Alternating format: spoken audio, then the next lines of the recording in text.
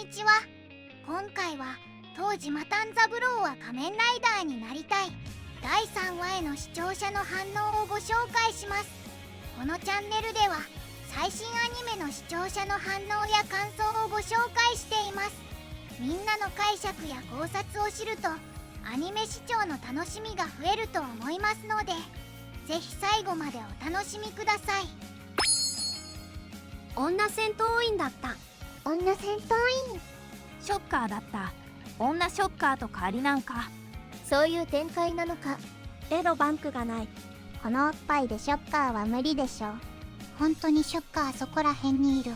最初の頃の戦闘員かよ。女ショッカーっていうの。女ショッカーなんているのか。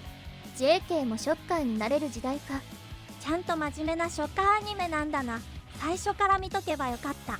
お前もショッカーになるんだよ。本当にそこら中にショッカーいるって話なんだな。ショッカー、いや、うちは女性取ってないよ。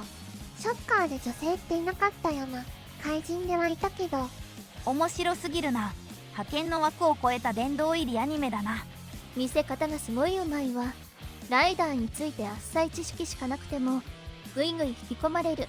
女戦闘員といえば中面木の部下の方を思い出す。今日も怒涛の展開で面白かった。俺はスーパーワン世代なんだけど出てくるんかな。やべえな、ほんと怒涛の展開すぎる。毎回引きがすごい。絶対この時間起きていなければって気分になる。なんなんだよこのアニメおかしすぎる。お前らショッカー戦闘員に女なんていたん。あんま詳しくないんや仮面ライダー。初期だけ。僕初期のに超初期にだけ出てた女ショッカー戦闘員も再現してるのは草。いたんや、マジか。彼氏の方がショッカーかと思った。やっぱおもろいな。よく猿は天才や。未だに仮面ライダーとたこ焼きの接点がわからんのだけど。今の仮面ライダーって女戦闘員と変えるのかな。怪人とか幹部は昔からいるだろうけど、そもそも戦闘員がいたりいなかったりする。作が力入ってんな。なぜ流浪に剣心やゴブリンスレギアーやバスタードでこのクオリティ出さないのか。すごい。おっぱい。女のショッカーって記憶にないな。アニオリかな。いるぞ。初代仮面ライダーの1話で現れたアマゾンライダーには女の戦闘員出てくる。言うよ。女怪人の部下で女ショッカー戦闘員がいたりする。新仮面ライダーでもいた。藤岡弘はいつ出てくるんだ。瀬形三四郎で出てくるんやろ。セガサターンしろ。このアニメはブレイバーン見てた時と五感が似ている。あのイケメン店長全く気づいてないんやな。 JK 彼女がショッカーだなんて。気づいてるだろ。いや気づいてないんだわ。仮面ライダー知らないってことはギャバンも知らないってこと。なんで昭和ライダーになりたいやつしかいねえんだよ。ブラックと架空画になりたいやつじゃいかんのか。ブラックは平成だけど平成ライダー扱いされてないと思うの。 RX の途中で平成になったってだけでほとんどが昭和放送じゃろ。ついていくだけでいっぱいいっぱいだよこのアニメ。本当に人外にいるんかい。ってずっとごっこじゃないんだ。最初からごっこじゃないんだが、ショッカーって女もいるんだ。最初数回のみ。ちなみに本編1話から出てる。でも先生なら戦闘員には勝てるんじゃね。ショッカーの残党はそれが当たり前だから別におかしくないんだよ。ショッカーが実在するなんて思ってないのにライダーになりたがるやつがおかしいだけ。ショッカーは一体どんな活動してるんだよ。こんな調子で。ショッカーが実在する世界で放送されているテレビ番組の仮面ライダーは何なんだよ。つまりユカリスがグノーシアってこと。混乱。なんかこう演出なのか自分をショッカーと思い込んでる超人なのかマジで怪人なのかわからなくなってきた。それで変身できるなら丹三郎は仮面ライダーになれてる。じゃあ何ですか。丹三郎はただの狂った40代独身男性ってことですか。とても強い狂人です。ギャプサルバースでは最強のバフ。この街フット並みに治安終わってない。まずポリスがコスプレショッカーヤクザを止めれない時点で悪女はそんなにいないはず。ジュリエッタとスナイパー空手っぽい描写あったが気のせいか。怪人の口から出る針刺されたらこれ即死するんじゃない。大丈夫。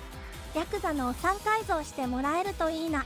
あんな昔からショッカー存在してて仮にライダー存在してないならやりたい放題なんじゃないか。まああのショッカーもオリジナルショッカーと同じものなのかはよくわからんのよね。ショッカーや仮面ライダーがいて実際に得するのは東映よりもおもちゃを売る会社だろ。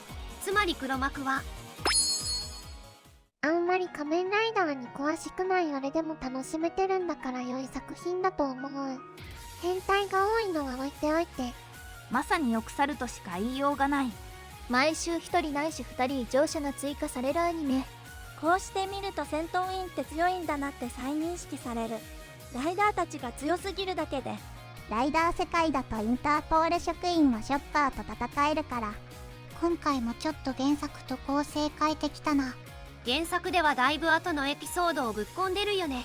このアニメ終わるの早くない？一瞬で着替えれるショッカーたちやばすぎ。急展開が過ぎる。主人公のおっさん女に免疫ないんだろうな。ゆり子さんら綺麗なのもあるんだろうが。ついでみたいな感じで死んだ配信デブくん。いきなり死人出てんだよな。実況誰も気にしてないがこれ重大事件では。お前がそれ言うのかって言葉が何回タックルの口から出てきたか。戦闘員って雑魚かと思ってたわ。めちゃ強いよ怪人は。それよりもっと強い設定に忠実で好感持てる。ゆり子さんメガネ取ると美人だな。でもタックル好きも受け入れてくれる男がどれだけいるのか。いないから彼氏いない歴。年齢なんだよ。素材はいいのに魂がタックルだからな。上司ゲルがこの世にいないと恋人はできないだろう。てかマジで日常にショッカーが潜んでるのがかなり怖い。本当にいたらあんな感じになるんだって。ショッカーがいるのなら仮面ライダーも存在してるのでは。ここなんだよな。影もないあたりを考えると、舞台になってる街がショッカーの建設した育成地の可能性もある。前はジェットコースターみたいな展開だな。ゆり子先生のあの生徒はちょっとキモくなったけど、あれ見たら責められない。完全に脳を焼かれたよな。そういや先生今回も路上変身してたな。戦闘員やべえって思ってたら戦えてるおっさんもすげえな。来週でこの作品に出てくる頭おかしいツートップが揃うのか。ライダーマン好きの男の子。イケメンで若そうなのに店長とかすごいね。仲間たちと連携して怪人と無角以上に戦って感無量で嬉し泣きするおっさんに対する謎の感動とこいつダメだ。ゆり子さんが主人公のおっさんに辛辣すぎる。この漫画はおっさんには容赦ないからな。よくあるおっさんハーレム漫画とはそこが違う。悲しいほどのリアリティ。まあねトゲのオフ会とかでいくら同じ作品好きでもよそじのおっさんに連絡先交換しませんか言われたら躊躇するわな。階層に出てきた戦闘員のおっさん、いい人に見えたのに怖い。結構いい戦闘員もいるよ。大体粛清されるけど。いい人はな、全てを捨てるときに人間含めて焼き尽くそうなんて考えねえんだ。一つ聞いてもいいかな。ゆり子先生はヒロインなんだよね。この作品の。とりあえず強さ的に言えばそれは間違いない気はする。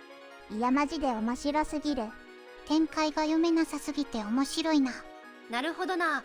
今のところ原作未読だけどアニメ見る前に下手に情報を仕入れなくてよかったね。マジでエンディングのたこ焼きなんだよ。たこ焼き仮面ライダーほんとかわいいな。この作品単純かと思いきや先が読めん。ショッカーは身近に過ぎる。もしかしてギャグは導入だけで今後は真面目にショッカーと戦う感じなんか。まともな人間はいないんですか。これずっとお面だけで最後まで行くの？スーツ作ったりしないの？女子生徒が先生を体育倉庫に連れて行く展開もありなのかって思ったら、まさかのさっきの彼女だったとか面白いっしょ。今回もおかしい人ばっかりだったな。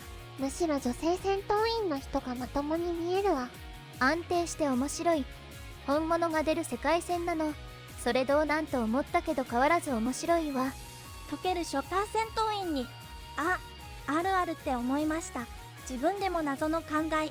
ここだけの話、自分を仮面ライダーだと思い込んでる一般人と自分を野原ひろしだと思い込んでる一般人が出会ったらどうなるんだろう。やばい。女ショッカー戦闘員かわいい。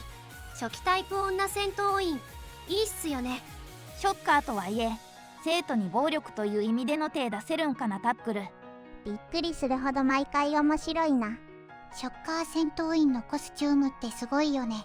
中身がイケメンでもどんな背景のあるやつでもあれを着ると全部意味をなさなくなって、ショッカーのために戦う戦闘員って一つの単位になる。